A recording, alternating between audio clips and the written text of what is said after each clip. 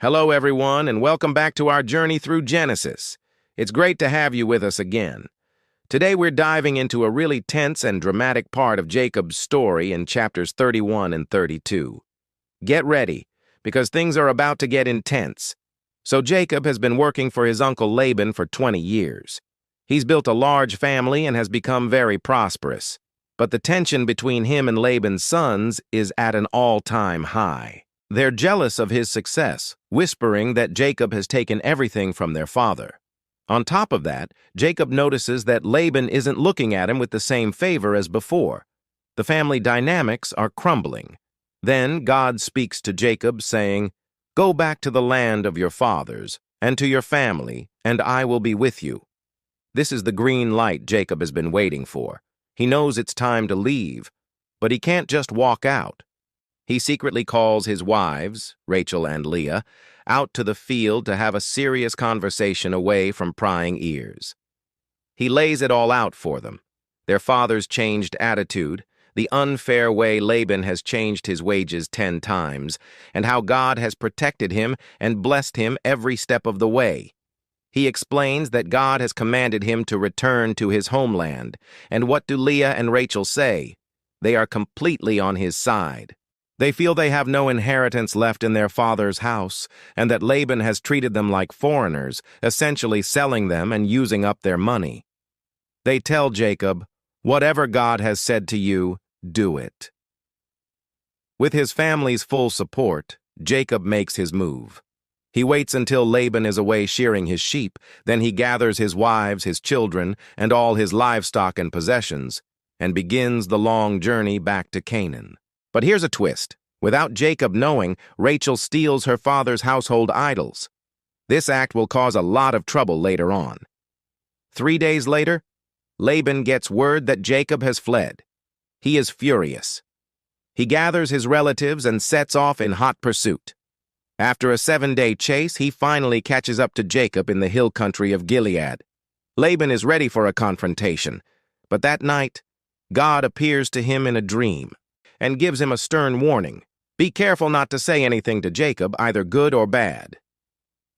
The next morning, the confrontation happens.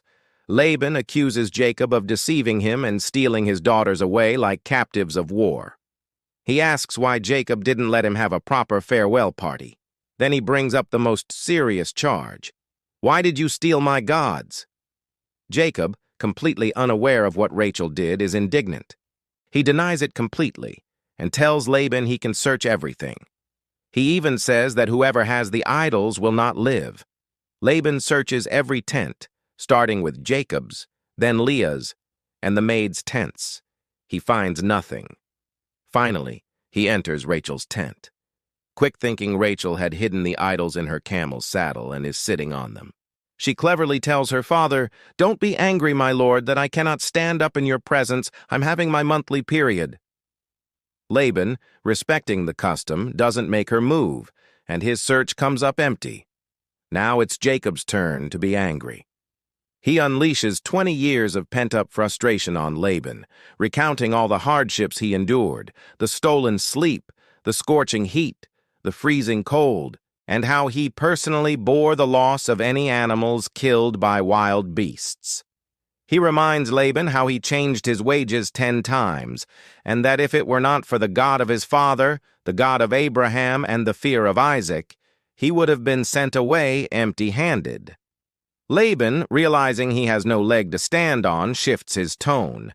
He suggests they make a covenant, a treaty of peace. They set up a stone pillar and a heap of stones as a witness between them. This place is named Mizpah, which means watchtower, as Laban says. "May the Lord keep watch between you and me when we are away from each other." They make a pact that neither will cross this boundary to harm the other. After a shared meal, they part ways peacefully. Laban kisses his grandchildren and daughters and returns home, finally exiting Jacob's story. Jacob continues his journey, and as he travels, the angels of God meet him. This is a powerful reminder of God's presence and protection as he prepares for his next, even more daunting challenge: reuniting with his brother, Esau. He hasn't seen Esau in 20 years, not since he stole his blessing and Esau vowed to kill him. Jacob is terrified. He sends messengers ahead to Esau with a message of peace, trying to find favor in his eyes. But the messengers return with terrifying news. Esau is coming to meet you, and he has 400 men with him. Jacob is in great distress and fear. He divides his people and flocks into two groups, thinking that if Esau attacks one, the other might escape. Then Jacob turns to God in a heartfelt and humble prayer. He reminds God of his promise to make his descendants as numerous as the sand of the sea. He confesses his unworthiness, saying, "I am not worthy of all the kindness and faithfulness you have shown your servant." He pleads for deliverance from Esau, for the protection of his family. It's a beautiful moment of complete reliance on God. That night, Jacob prepares a lavish gift for Esau: hundreds of goats, sheep, camels, cattle, and donkeys, sent ahead in waves to appease his brother. Then, in the middle of the night, he takes his family and crosses the Jabbok River. But Jacob himself stays behind, alone. And there, in the darkness, a mysterious man wrestles with him until daybreak. Who is this man? Many believe it is a pre-incarnate appearance of Christ. They wrestle, and when the man sees he cannot overpower Jacob, he touches the socket of Jacob's hip, wrenching it. Yet Jacob refuses to let go. The man says, "Let me go, for it is daybreak." But Jacob replies with incredible determination, "I will not let you go unless you bless me." The man asks his name, and he says, "Jacob." Then the man declares, "Your name will no longer be Jacob, but Israel, because you have struggled with God and with humans and have overcome." He blesses him there. Jacob names the place Peniel, meaning face of God, saying, "It is because I saw God face to face, and my life was spared." As the sun rises, Jacob limps away, forever changed by his encounter with God. No longer Jacob the deceiver, but Israel, one who struggles with God. What an incredible story of transformation, fear, and faith.